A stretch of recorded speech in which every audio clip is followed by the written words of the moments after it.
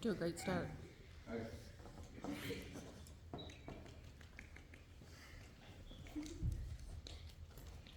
There's an interesting verse in the Bible, which is also well known.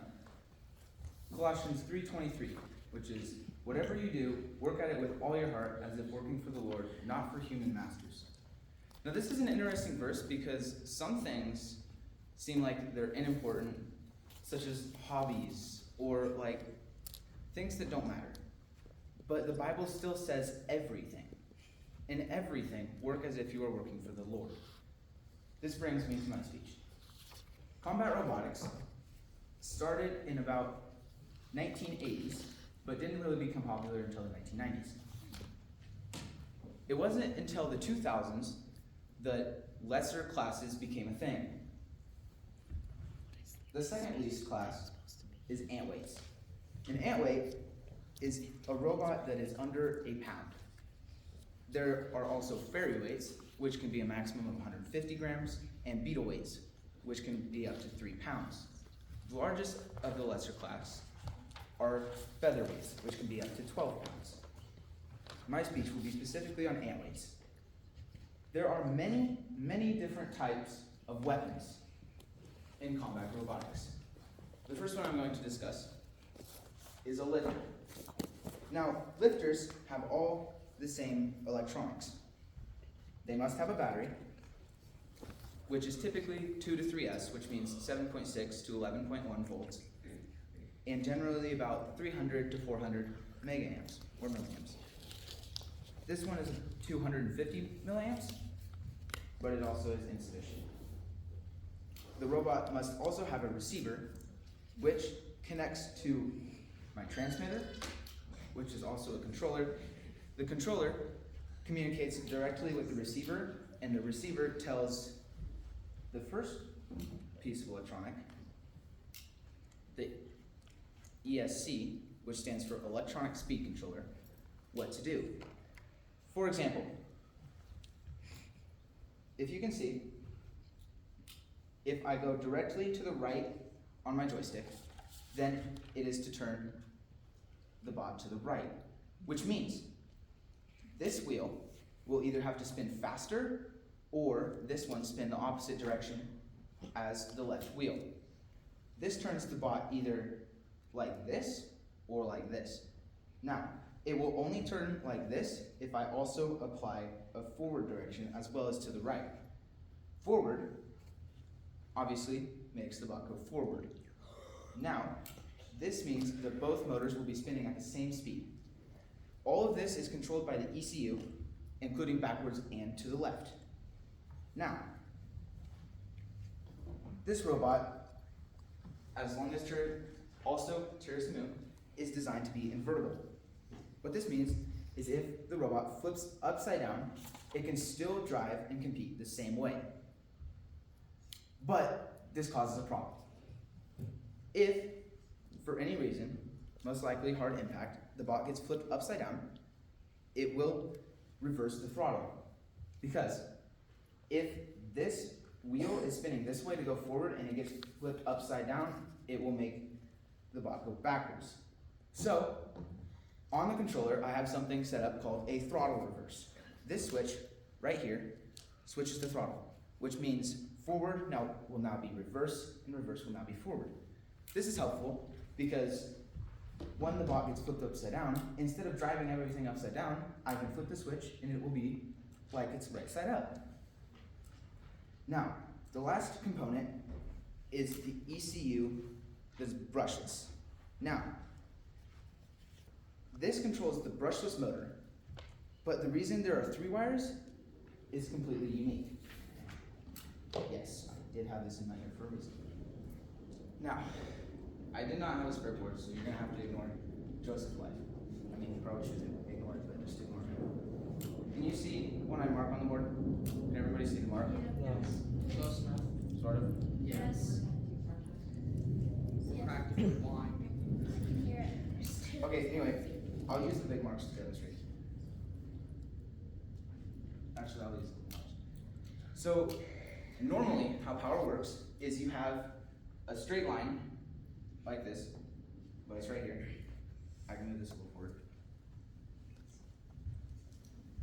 You have a straight line, which represents no power, no current, nothing. When current voltage is applied, another straight line goes up as voltage is applied. It's a straight, steady voltage that goes through your motors or anything else you're powering.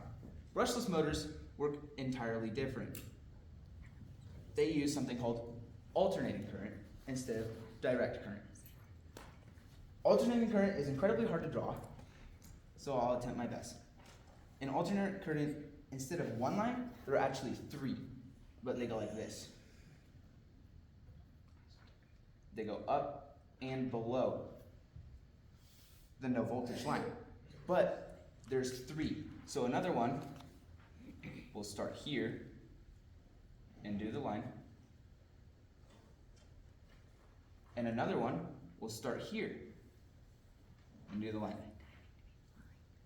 Now look what happens. The top of all of these arches makes a flat line of voltage. This makes the voltage much more reliable and less likely to fail. This is also unique to brushless motors because of how they use magnets and electromagnets in a different way than how a direct current motor would work. Now, I'm going to return to the lifter. What parts this robot has that this one doesn't? Because obviously it doesn't have a motor. It doesn't have a weapon that spins or hits. It has something called a servo, which is a box that is kind of like a motor, but it only turns, say, 90 degrees and then goes back. This, if you can see these two forks, it lifts up, so it'll get under the robot and lift it up. This immobilizes it. Now, obviously, you might have been thinking that, well, you can't win if you don't have a weapon to break the other robot, because like the whole point of this is smashy bangy. You want to destroy stuff. Now, there's actually a point system. For damage, you can be awarded up to 6 points. But there is also control and aggression. For control over your own bot as well as the other, you can be awarded up to 6 points. For aggression, you can be awarded up to 5. Now how this works is one bot doesn't get 6 points for control and the other one gets like 5 because like they were also controlling. No. These points are split in between the bots. So each judge, there are 3, will award up to 17 points between the 2 robots. For example, if both of the robots don't have control, or they both have the same amount of control, they will both be awarded 3 points, even if neither of them had any control over themselves or the other bots. They will still be awarded 3 points. Now, one robot must be more aggressive than the other because only 5 points can be awarded, which means one will get 3 and one will get 2, or one will get 4 and one will get 1. Same with damage. 3, 3, 2, 4, or 1, 5. This is how this lifter or pusher, such as Dulce de Lucho, can earn points for their aggression in the match and the control they show over not only their own bot, but the other. Now, there's something called a pin. When a robot either lifts you into the air so you can no longer move, or pushes you against the wall so you can no longer move. This is different for different competitions, but usually only 5-second pins and 10-second pins are allowed, which means as soon as a robot is pinned down, a countdown will begin, and once the countdown is over, you must release your opponent. Now, there is something called a cluster bot. A cluster bot is when you have 2 robots, but they both weigh under a pound, which means 2 robots that weigh the same as 1. This means that they can both enter the arena as a team and compete against you. For example, this robot, which is actually 2, is named Dark 454. I don't know why, I didn't name it. It's a cluster bot, which means both of them will be in the arena against you. 2 to 1. Not fair, but they weigh half as much, which means they'll be easier to throw around, they'll break more, and they're more fragile. This is also another cluster bot called Iron Wedge. Neither of them are a wedge, so I don't know why it's named that. They're both vertical spinners, which is what I'm going to come to next. This robot, and this robot are all vertical spinners, but they're each different. Now, with my robot, which I named Zephyr, it is a horizontal spinner, which means the blade is spinning in a horizontal plane. Now, vertical spinners are just the opposite. They spin in a vertical plane. Now, this is also a vertical spinner, I forgot to mention him. But he is what we call a beater bot. This means it spins down with hard, chunky teeth meant for smashing and tearing. This is a normal vertical spinner, which spins up in the effort of trying to launch you into the air. But it also has some other functions. This is an egg beater vertical spinner, which has the sole purpose of launching you straight up into the air and doing the damage at the same time. This robot, named Horavertical, is a special case. It's a horizontal spinner and a vertical spinner. It has a set of gears, which you can't see, on the other side of its weapon arm, which means it can rotate from a vertical spinner to a horizontal spinner in the middle of combat. It's a very clever design.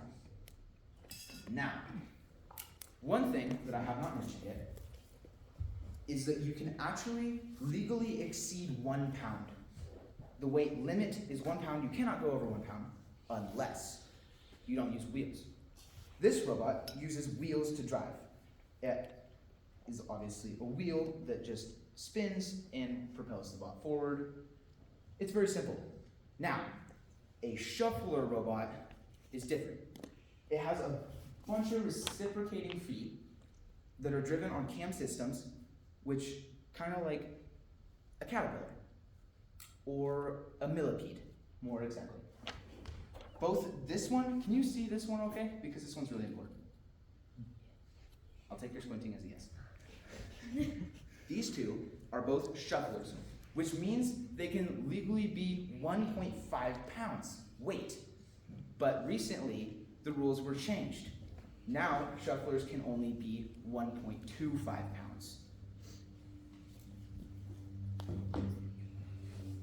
A roller, which is a robot that operates with wheels, can be 1 pound. Now shufflers can only be 1.25 pounds, and non-traditional can be 1.5 pounds.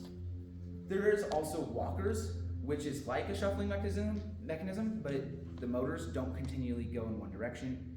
We call them true walkers. Those can be 2 pounds. The reason for this is because the more complex the system, the more fragile or the slower it is. An example of non-traditional, I don't have one on the board, but there is a robot called Deathering where it has 2 horizontal spinners on each side, which are both slightly off balance. It uses the gyroscopic force to move around. It doesn't have wheels or feet, it just has weapons. Now, the only thing with vertical spinners is that this gyroscopic force that moves Deathering also tries to move them, which means they can't turn easily, or if they do, one end will fling up and it'll just be fighting its own gyroscopic force. Now, I'm going to a competition at the end of June to compete against some of these bots. Now, 4 of the robots on here, I'm going to compete against. Does anybody want to guess at which 4 those are? The corner one? There are 4 corners. The high right. This one? Yes. No. This is Terrace Moon. It is very similar to Zephyr. Wheel-driven, horizontal spinner, very similar design as well. One thing that I changed on this is look, his side armor is flat, so it could theoretically be stuck on its side. I changed this, you can see that my sides are not flat. Does anybody else want to take another guess? Liam. That one. This one? Lower. This one? Lower. This one? That one. No. This is a vertical spinner, but you may notice that the vertical spinner is on top and behind. What was he thinking when he did this? Has anybody seen the BattleBots TV show? Yeah. Does anybody know who Vita is? No. He's got a hammer. This is called a hammer saw. It's a vertical spinner, but it's also a hammer. A very destructive weapon, but it's also very heavy, which is why it's a shuffler. That weight bonus went into his weapon. Similar with Mudskipper, which looks like an undercutter, where the horizontal spinner is under his frame. It's not. It's actually a massive robot that's a horizontal spinner. Would anybody else like to guess? Austin? Right, bottom right corner. What color? Oh, okay, bottom right. Dulce de Lucho is not going to the competition. Cheese wedge. This one? This one is going to my competition. It's a wedge, but it's also a vertical drum spinner, which is super smart, but not good at all. Because when I go to try to attack him, if I hit his wedge, it will deflect my weapon up and up his ramp, where his weapon can hit underneath of my robot. It's an interesting combination of wedge and vertical spinner. Would anybody else like to guess? Top left corner. Savannah? The blue one with googly eyes. This one? This one is named Shin Kicker. It is an undercutter, which means its blade is underneath and will be underneath my blade. No, it will not be at the competition. Ethan? Top left. Prince Tufton is a lifter bot. I talked about him earlier. He will not be at the competition. Would anybody else? Sarah? The middle one. This is a beater bar that will be at the competition. Now, beater bars focus on crushing force. Similar to a hammer, but just a drum that spins. Also double checking, I do get extra time to spin it. Okay. It's a drum that spins. Also, you may notice that it is invertible too. Its wheels protrude out the top, and the forks that it rests on are on top. This means it can also be flipped over and still drive. Does anybody else want to guess? Austin. Not the top right corner, but the second to the top right corner. Yep. Iron Wedge is another multi-bot that are both vertical spinners, similar to Dark 454, but it will not be at the competition. Alex? What color is it? The silver with the two. The two. The top one. Top two. This one? That one. Two. That one. Yes, no. I mean, you live with me, so you already knew. But this multi-bot will be at the competition, which is terrifying. It's going to be a 2-to-1 fight, not fair, although there is a special rule with multi-bots.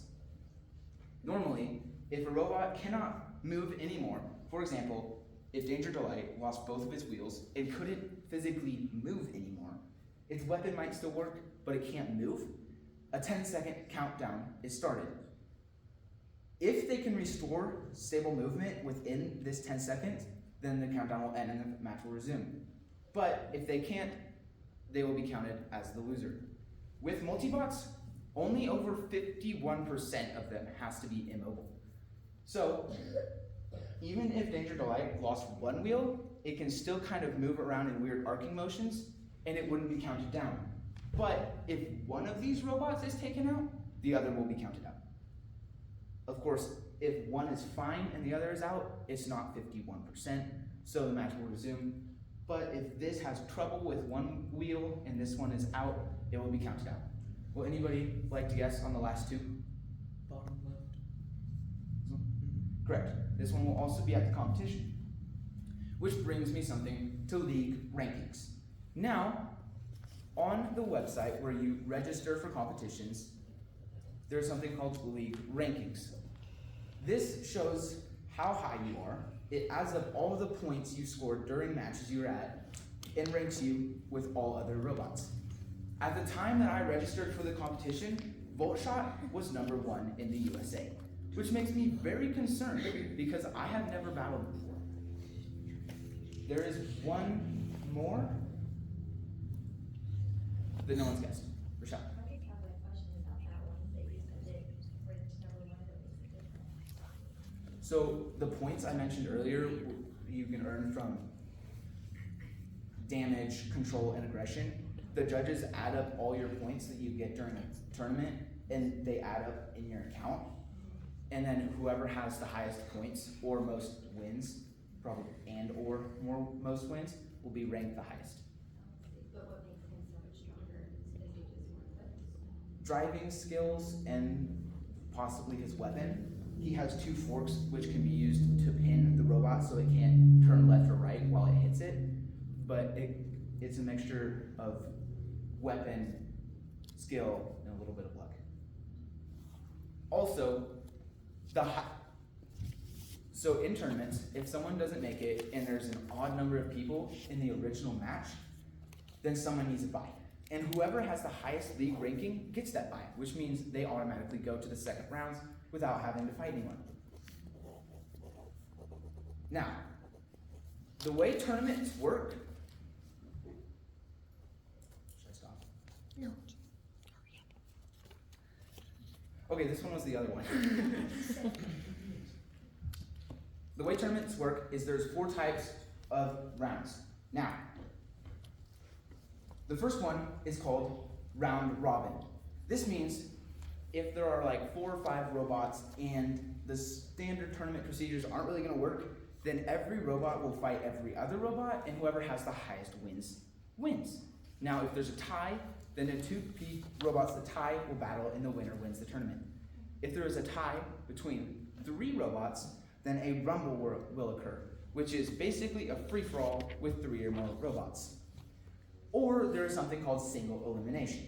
This is more common with there's too many bots for round robin and too little for double elimination. This means if you lose once, you're out of the whole tournament, as opposed to double elimination, which means you lose once and you go from the winner's bracket to the loser's bracket. Now, if you beat everybody in the loser's bracket, you actually get a chance to fight the winner of the winner bracket. This means that you fight each other. However, if you beat the person in the winner's bracket, technically they were only eliminated once, so they technically go into the loser's bracket, which means you have to fight them again to actually win. Unless if it is a modified double elimination, which means even if the person in the winner bracket loses, since they should technically get another round, they don't. That's what modified elimination is. Now, I wanted to go over the process of building this, so I'm going to make it really fast. I started with the wheel motors. I got the CAD design online and I shaped them up, and from that I designed, okay, the wheel's going to be this far away. I want it inside the armor so it won't be hit and taken out. From there, I made the external armor, which is one piece, and I call it internal armor. It's actually more like a separator that separates my electronics from the wheels and weapon, which gets sandwiched in between the drive motors and the mount and acts as a barrier. Then I designed the top and bottom plates, which are identical, and sandwiched everything together with hex standoffs, which you can see in here. From there, I put it all together and it was overweight, which means I have to redesign some of it, probably just by adding more holes into this to make it under a pound so I can actually legally compete. Since I'm not a shuffler, I'm just a roller. Now, if for some reason you are weight at the beginning of the tournament and you're in weight, but after the next couple rounds they discover that you were overweight, which can be happening during repairs. If you are over 5% overweight, you'll forfeit your previous match, and if you're under 5% overweight, you'll be forced to get underweight before your next round, or you'll have to forfeit your next round. Now, I tinkered it with a little bit, and after a while I just said, okay, I'm just going to redesign everything. So now I'm back to square one, but with everything else. So all I'm going to change is I'm going to round these corners so they'll be less likely to be caught with horizontal spinners. The weapon will be closer to the frame, which will make the balance more even. I'll have a bigger battery for harder hits and longer runtime, and the whole frame will be slightly narrower. Hopefully this will save enough weight, but it didn't. So, by my computer estimation, I still have 35 grams I need to shave off. So I changed this in the info, which should work, but the computer estimation is always wrong. Now, I'm getting really excited for the competition in June, but unfortunately, I have no experience. I do not believe I will win, but I will try my hardest because Colossians 3:23 says, whatever you do, work at it with all your heart as working for the Lord, not for humans' masters. So I'm going to give it my all, and hopefully everything goes well.